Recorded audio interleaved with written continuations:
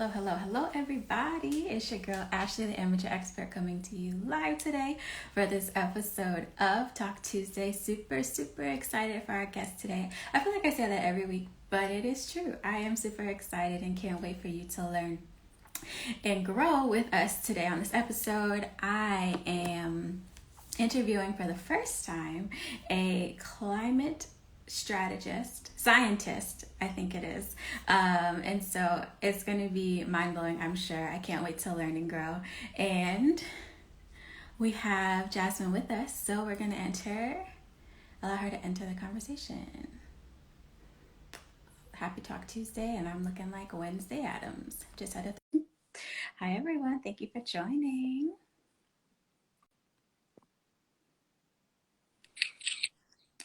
Hello, beautiful. Hey, how are you? I am well. How are you today? I am good. It's been a long day, so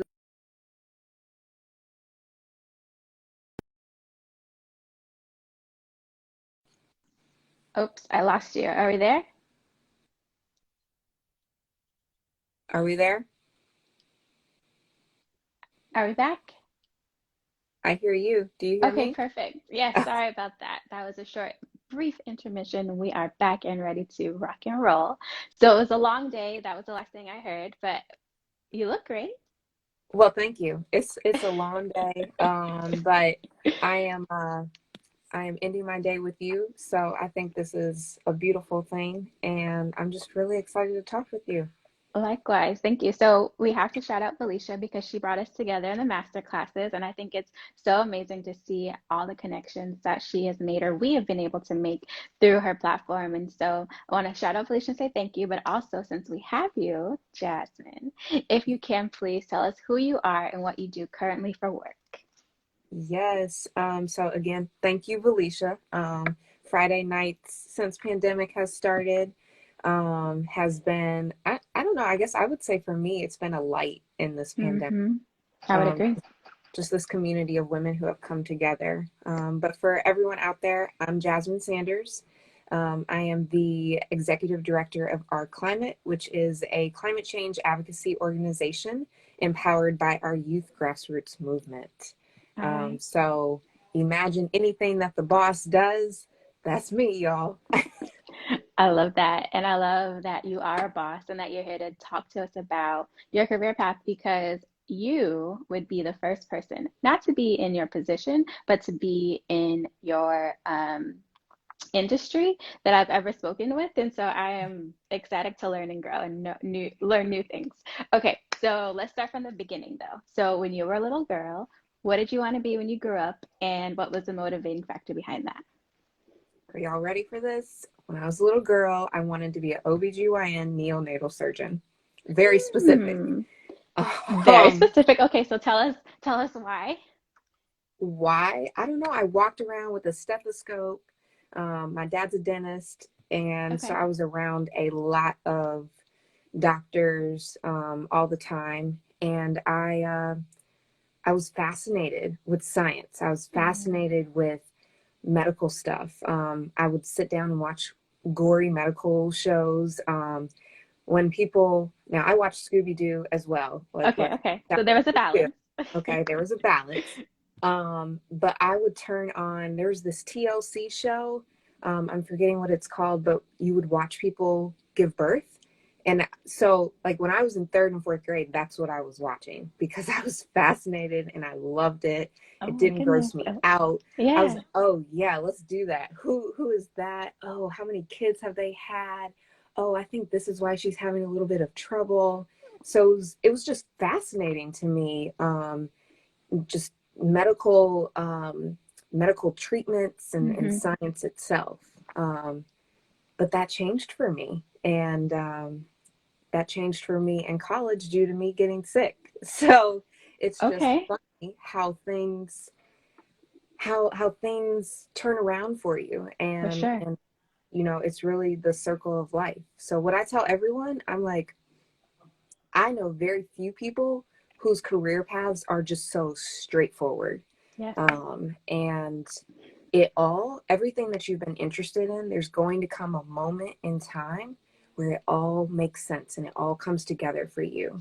For sure. Um, And so that's yeah, one of the things that I love about this show because um, it highlights that, right? And it just gives people the opportunity to see where they can fit in, where they can fit in, or not where they can fit, but where they may not have saw themselves, right? Or so this conversation is so special to me because I would have never in a million years thought to have that sort of career path or trajectory.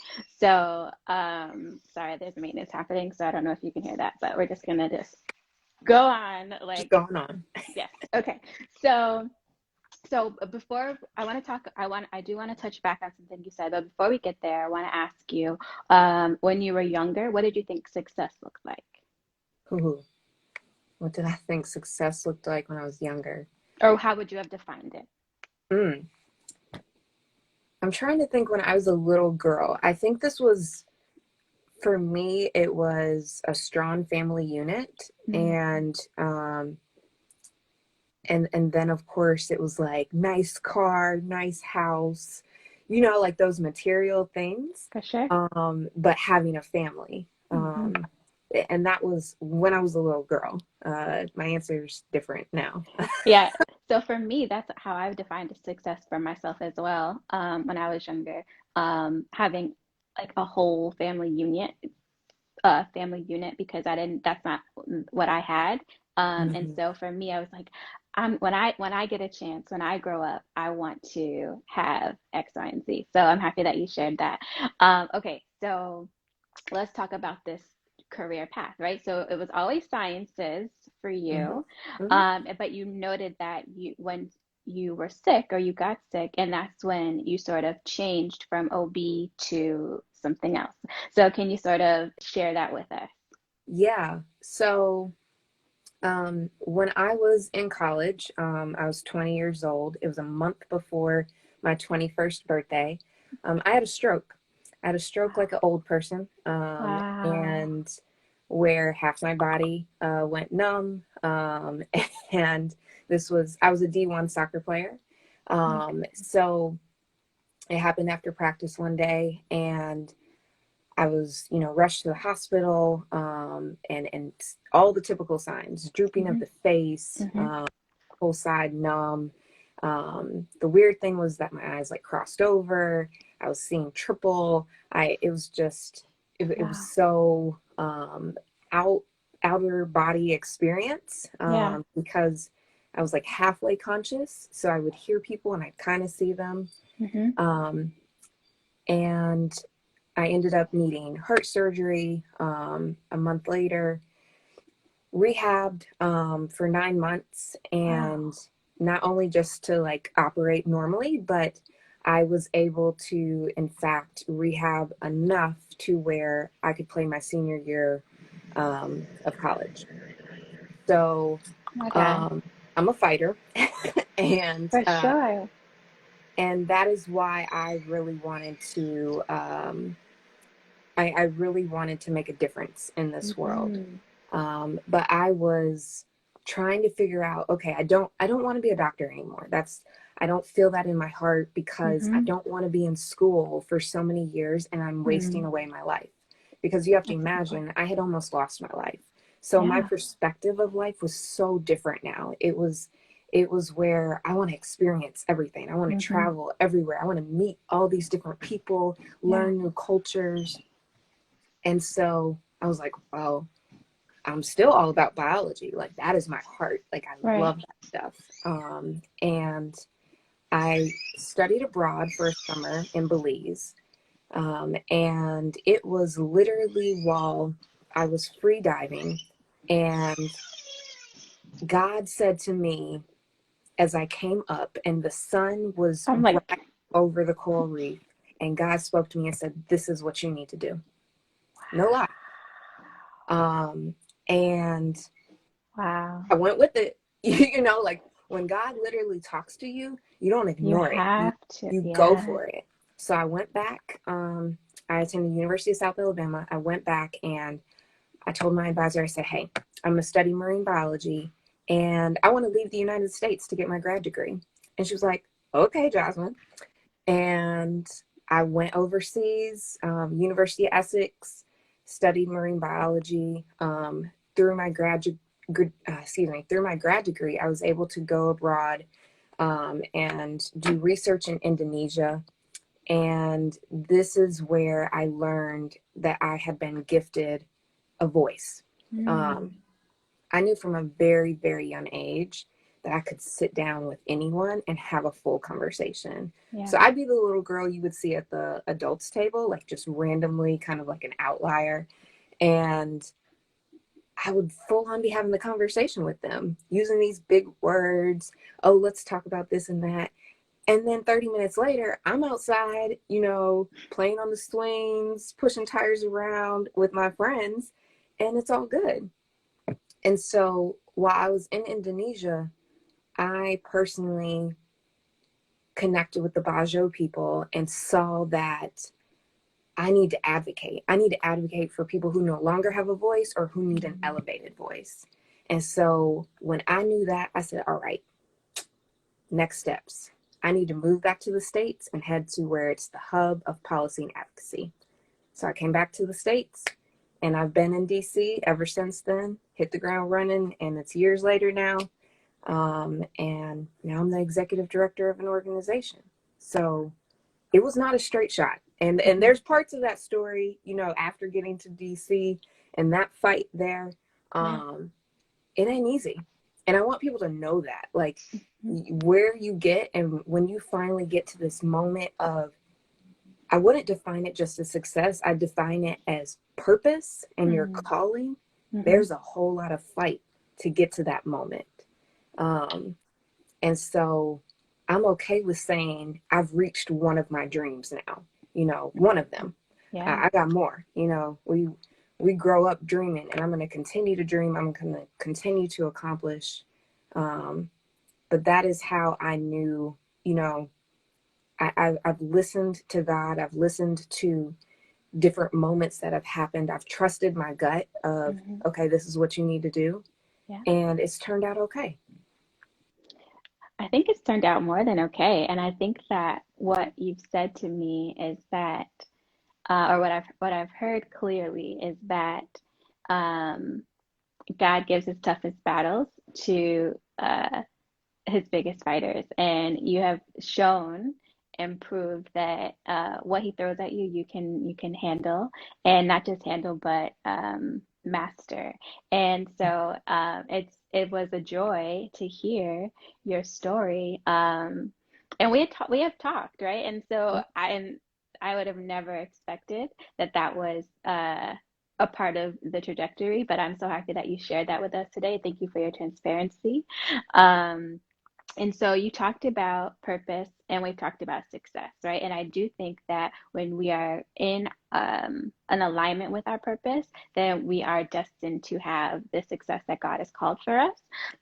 But it does take, for me, I know stillness, it takes patience, and it takes sort of surrendering. And so that reminds me of your free fall, right? And so that's when it seems like things start to click for you. And so I wonder now if you can share with us, what is your idea of success today? I'm going to answer that multiple ways because Sure. I think success is just one thing. And despite what I thought as a little girl, it's not just material things either. So for me, let's talk about the family life. One. Yeah. For me, my top two priorities are God and family. That's number one for me. So making sure that my house is in order, and that, work-life balance. I'm transparent. It's been a struggle with COVID-19, but we're working on it. It's growth. And I want to make sure that within our family, we are bouncing ideas off of one another, that we are helping each other out, that we are providing listening ears and hugs to one another. And that time, there's nothing like actually spending time with one another. That has been a blessing during this pandemic. Just within the household and even extended family by making sure Zoom calls, we weren't doing Zoom calls every week, like let's all grab our favorite dinner and join on a Zoom. No, we weren't doing that. So now we are being very intentional about the family unit. Yeah. And so for me, that's that part of success. Mm-hmm. Then you get to my purpose, which one of the reasons I believe I was brought on this earth is to communicate, to explain, to raise awareness around climate change and how it affects communities of color. I truly believe that. And so for me, through my organization and personally, I'm going to do that. I'm having conversations like these. I'm introducing the topic to people who, yeah, of course, you've heard about it, but you might not know, how's this affecting me on a personal level? How's this affecting my family? And I think to learn about it from someone who looks like you is different from, or is more impactful. So I'm happy that you have taken your calling and you are utilizing your voice. Yeah, I would very much agree. Unfortunately, the environmental movement, we have only, for long periods of time, we have majority of the time seen white male leaders. We have not seen a lot of women. We have not seen a lot of people of color. Not to say that we haven't been out there. We just we haven't seen barely any in leadership roles. For sure. I think you were spot on when you said, speaking to our communities, people are going to be more trustworthy of someone who looks like them, but also someone who has experienced some of these things. I grew up in Louisiana. I saw firsthand what Hurricane Katrina did. I mean, it didn't just take away people's houses. It took away your shelter, okay? Yeah. It took away your grandma's necklace that's been passed down generation after generation. It took down your dad's shop, that he established as a young entrepreneur when he was in his 20s. It took away your friends because you've now had to move away. It gave you health problems. You're now suffering from various diseases due to bacteria and stuff, and you standing on top of your roof trying to be rescued. Right. And so when you start to talk about those things, for me, I'm passionate about it. It's purposeful for me. And I feel like every day, the young people that I work with, they are living and breathing this. They are going to be advocates about this. They're going to unapologetically talk to their officials and their parents and their friends about this. And I would say the next step of success is where we get into the financial part. But it looks different. It's not just about the nice car and the nice house. For me, it's about passing down financial literacy to the younger people in my family, to my offspring. That is, I want them to have that. I want them to have generational wealth. We pass down our house, to them. We create a business that goes to them. We want them to be able to have that financial literacy. What's a credit score? Let's go ahead and be establishing our kids' credit scores when they're teenagers. Slap them onto your credit card, raise their credit score then. We're not setting them up for success in that way because you and I, not presuming ages, but we're in our 30s. And, I had to learn financial literacy on my own. So I want us to be able to have that. So when I talk about those three areas of success, God in the family unit, your purpose, and financial things, then when you put all of that together with the purpose in mind that I want to leave my footprints on this earth, that is what's important to me. And so each and every day I'm waking up and I'm saying to myself, how am I going to leave my footprints on this earth today? Not tomorrow, not 2 years down the road because I'm not where I want to be. No, today. Because you can always do something today and take it step by step. I think that is so important. And so, speaking of today, I want to know something that you have learned or that you're still in the process of learning that you wish you had learned sooner. Ooh, ooh, ooh. Um, don't take rejection personal.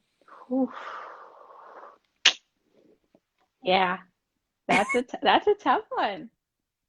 And the only reason I was able to spit that out a little bit fast is because I told someone that I'm mentoring right now. I told them that. And this was yesterday. And I was in the moment of explaining. So let me take a moment to explain that. When I was in my 20s, I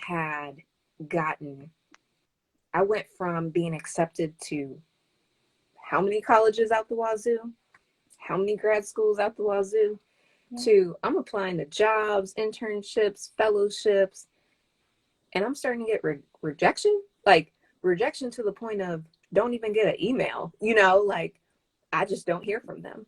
Right. Go in for interviews, don't even get a call. Like, and I'm trying to figure out what's going on. Right. And I wish I had known earlier that not everything is for you. So true. Sometimes God and the universe are blocking something because you were Amen. destined for something else. It's so true. And we try to hold on to things, or Oh, like you said, we take it personally when in that I think I've been a victim. I too am in that club or was in that club, right? Because we are doing better. But yeah, I think in even learning curves and learning new jobs and roles, right? Like having the expectancy of getting everything right the first time or getting the yes first is I think especially for our generation and the generations coming up, we're coming up in a society that is very microwave, right? Instant. mm, Like I apply or I worked this hard, I've got the degree, and now you owe me this job. And now or once I get the job, now I deserve to be the VP or the SVP because I went to this school, I did the work, I'm bringing you these ideas. Let's do it, right? But it's so true, and it's a hard lesson to learn that it's God's redirection. And once I was able to swallow that, I'm like, okay, God, what's next? Now, that doesn't take away the sting, right? I think we no, should no, it acknowledge doesn't. that. I do think that we should acknowledge that, right? So, I do want to hear back, or I would love to have this opportunity. And I understand that it's not for me right now, but God, geez, did it have to hurt so bad when it happened? But yeah, no, so I do appreciate you sharing that because that's a lesson that I think we all need. I lost you again, sooner than later.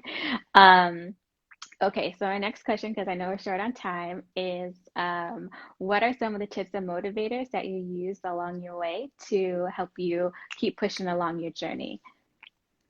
Yeah. Um, tips. I tell any and everyone, especially when you're starting off, but as you're making pivots in your career, as you're trying to raise your own profile, Hmm. network.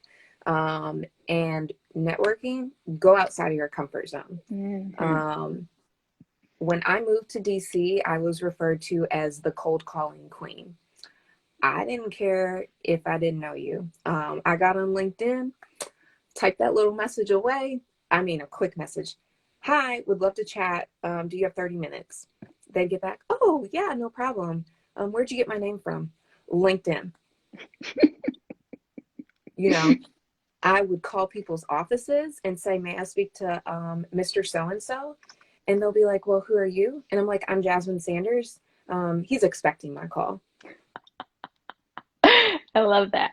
You be bold. And I'm an extroverted introvert. Okay, So likewise. um, I I hone in on that extroverted side when I Hmm. need to network. For sure. On the inside, I'm like cringing because I'm like, oh my goodness.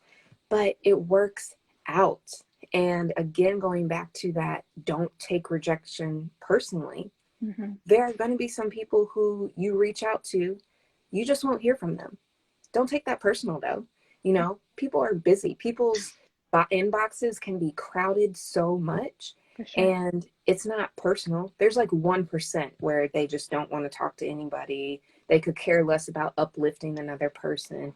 But Right. truly, most people, they want to. Um, and so networking, that's number one. Other thing is have a tribe. You need a tribe of people. For This sure. can be combined your family, your friends, um, co-workers, whomever who is close to you that you absolutely trust, where you are able to give them the no holding back truth of how you're feeling, um, where you trust their input, Mm-hmm. um, and that you're not going to take constructive criticism from them badly. Right. You need those people around you, because who's going to check that resume or cover letter at the umpteenth hour? You know, read it over for grammatical mistakes before you send it in. Yep. You need those people. Who are That's so going to be true. those people? Who I have people in my network now. If I tell them, oh, I want to be on this board, do you know anyone? Oh, I don't know anyone personally, but I'm sure I know someone who knows someone, Mm-hmm. and they will go out of their way to do that. Yep. So network and have your tribe. And at the end of the day, you always have God. So, Amen. keep him close, um, and talk to him. I talk to God like he's my friend, and he hears everything. So I just don't hold it back in that regard. Um, and I think don't give up. Sometimes Mm-hmm. stuff can look very dark, That's very good. glum. You can be fighting, you can be crawling. You're trying to figure out, what am I doing? Um, Sometimes just stuff is hard, but I would say that it's worth it. Mm-hmm. It's so worth it. And that's how you want to feel. On the other side of things, you want to feel like, man, looking back, it was worth it, you know. Um, because I feel like my hardest times taught me the most.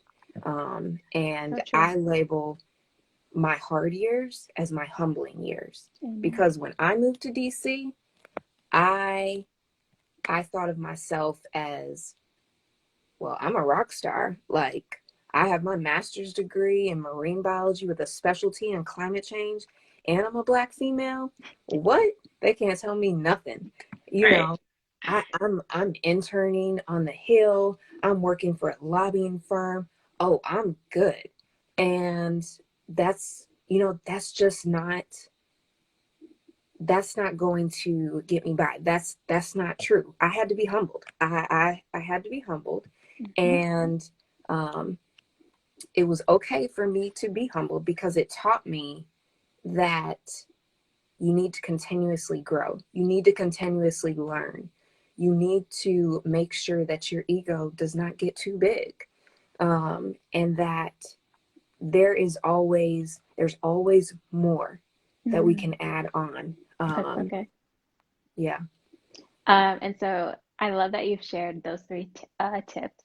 And what I'd like to add, right? So I think a lot of times we think networking and we cold call because I am what hello manifestation list. Hey, SJR, hey, all these people who are on my list, they were all cold calls.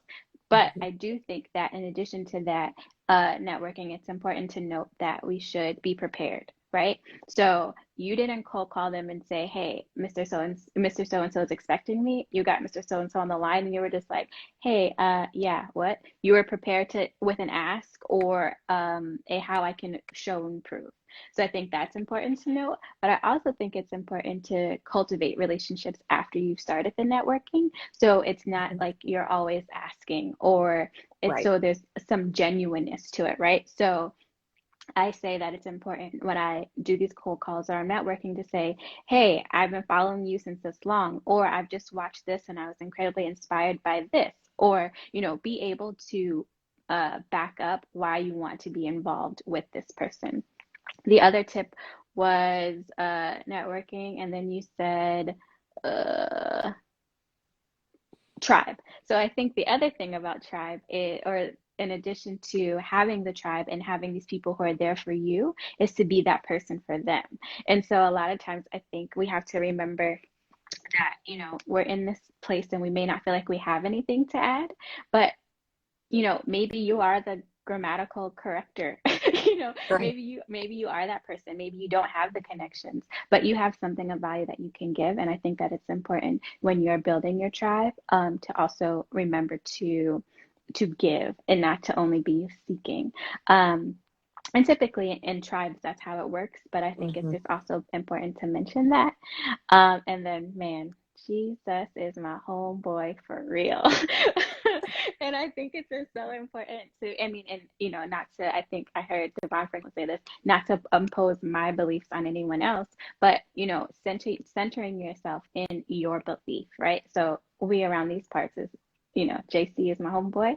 But whatever it is for you, be intentional about praying and conversations. And I think a part of your tribe is also, or people in your tribe should also be connected in that way as well, to have a good prayer partner in your tribe. Jasmine, this is amazing, and I'm so happy that we've been able to chat.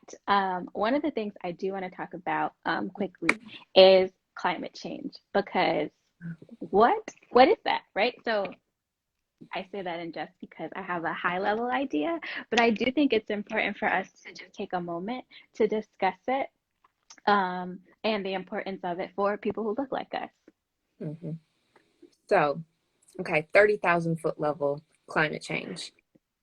The earth is warming. It's getting hotter than we want it to get.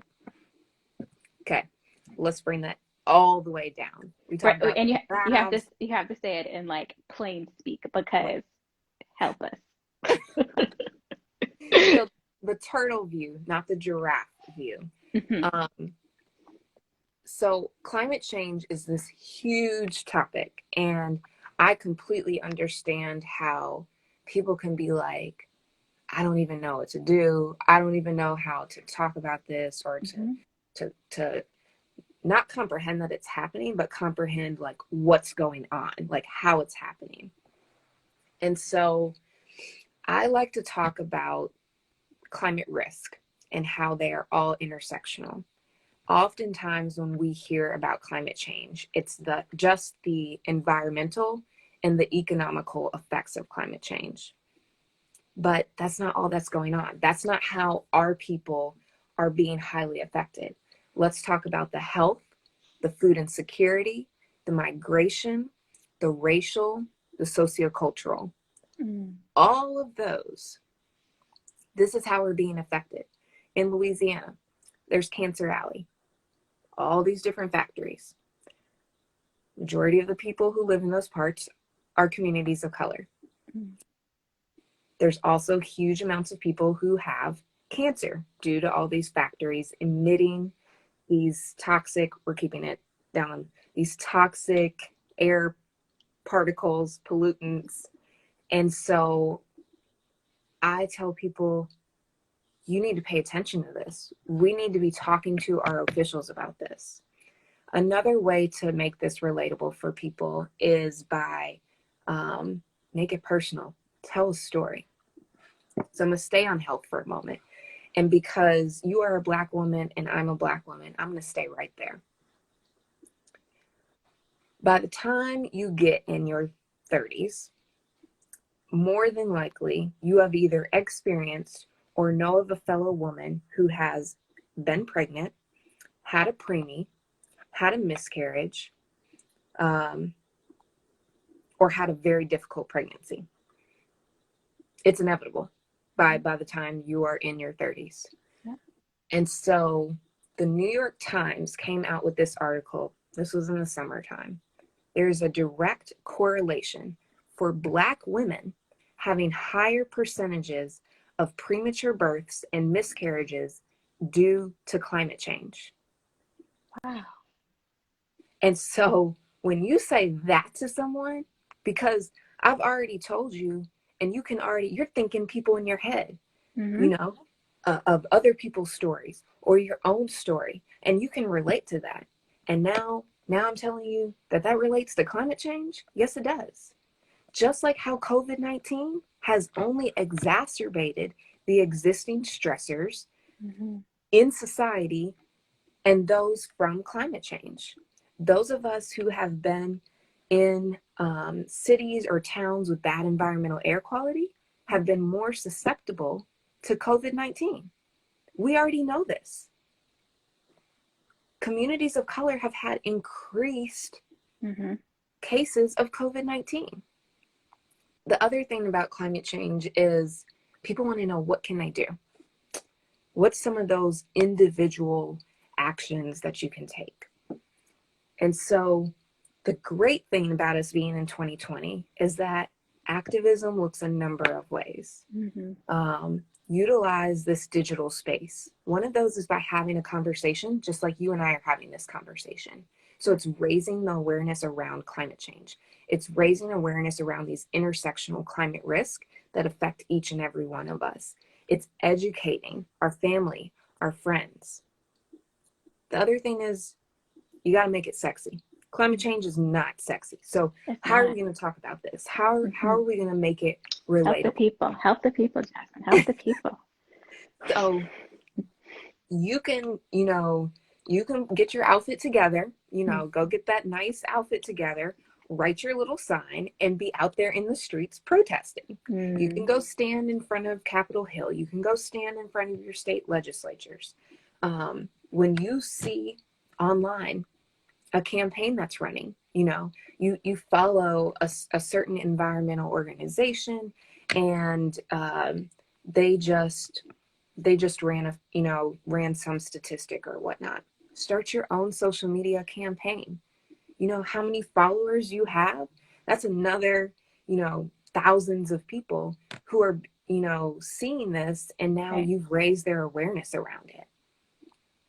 The other thing that a lot of people are wanting to do but can't do, which this is bringing out some of these other things, systemic racist institutions, that this country was founded upon, is the lack of accessibility towards sustainable products.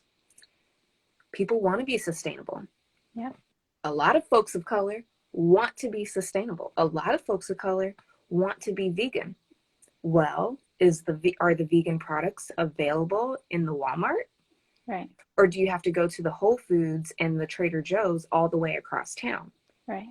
And so it's not just talking to your elected officials. It's also talking to these companies.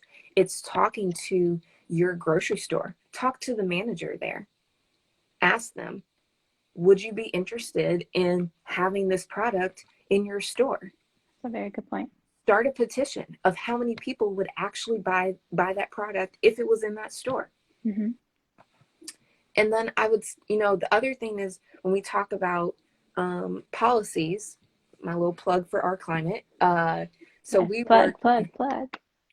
work in 3 policy areas: renewable energy targets, corporate polluter fees, which is carbon pricing, and then environmental justice legislation.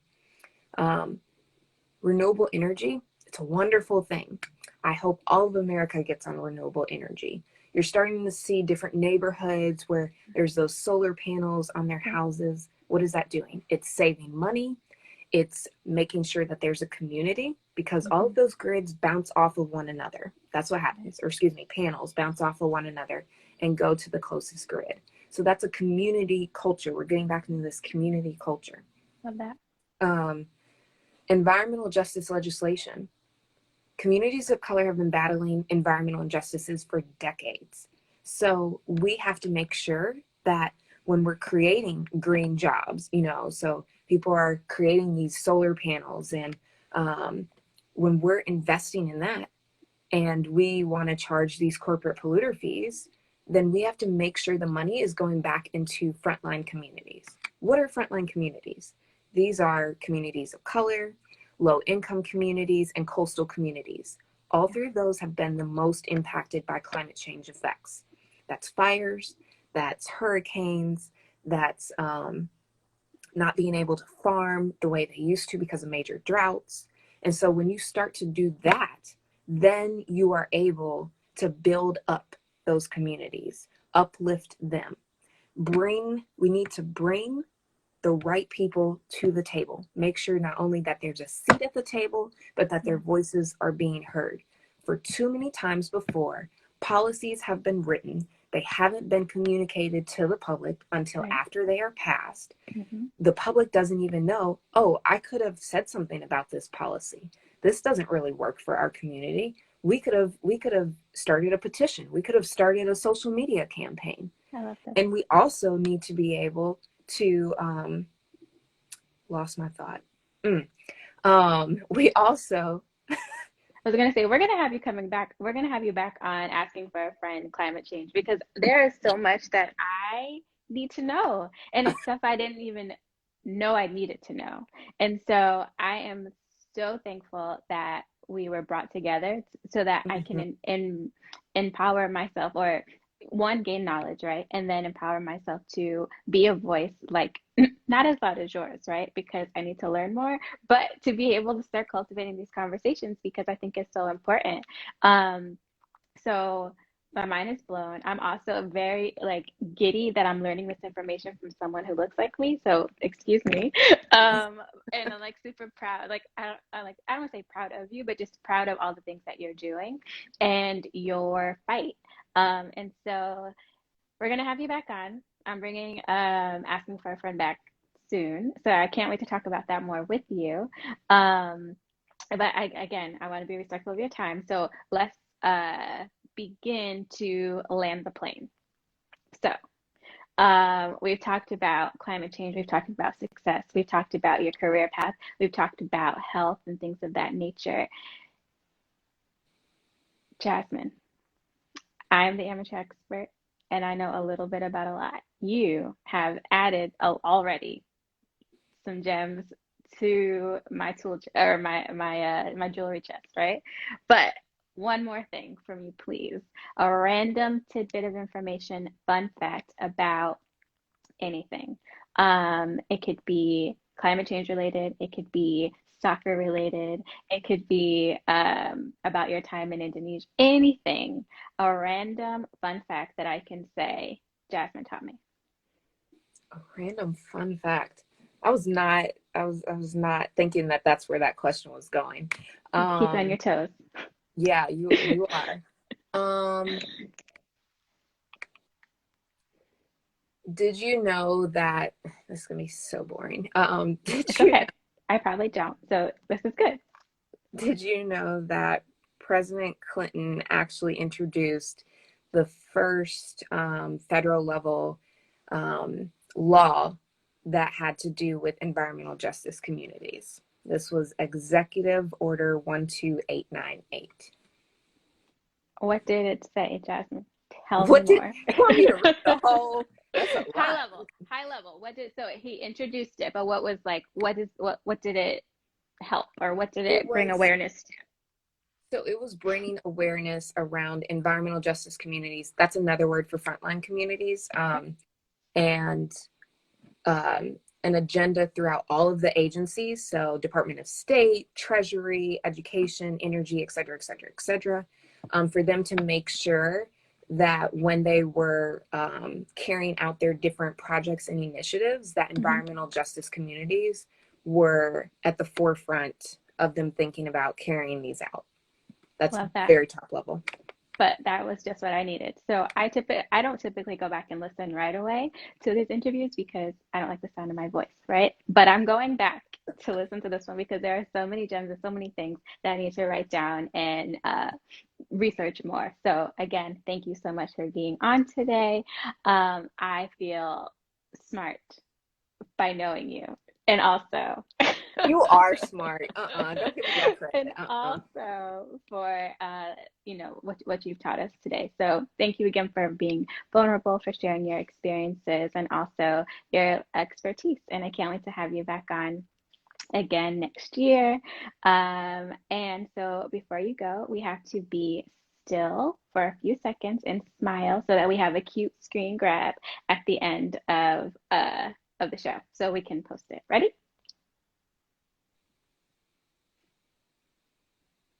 Perfect. Jasmine, thank you again so much. I am thrilled for Thank you our so next much. engagements, and can't wait to see how you grow and have the multi-tiered levels of success that you're going to have. Oh, thank you so much, Ashley. I've truly enjoyed talking to you on here, also when we talk privately. But thank you. And y'all can follow me at Jasmine Sharice 1031. Any more questions, follow up with me or ask Ashley, because Nope, she's gonna be a ask her client directly. too. Okay, fine. I'll take that. I'll claim that. I'll claim that. But initially, on the onset, hit up Jasmine. And then do you want to plug the company? Yes, follow Our Climate at Our Climate Leaders on IG. And if you're feeling, in the giving mode, because it is year-end giving, yes, then, hit that donate button, and, just pass along what you heard today, from me, and look up our organization, www.ourclimate.us. We're doing great things and bringing along students with us. And it's our climate .us. .us. Perfect. I'll put that in the show notes so people can go back, because people will go back and listen. They can have so much knowledge. I'm so excited. So thank you again. Also, just want to let y'all know that we're rocking a new firmed armor. This is, I was going to ask you that. it's the monochromatic. We usually have a larger footprint on back. You normally have a larger footprint, and so now we're trying out just having a one-lined affirmation. And so we'll see. This may be coming out soon. I love it. I love it. Thank you. Thank you. I'm going to do one that says, I am climate change. Yes, let's do that. Wonderful. I'm all about it. Love that. Okay, everyone, have a great night. It was good to talk to you all, and we'll see you next week. Bye. Bye.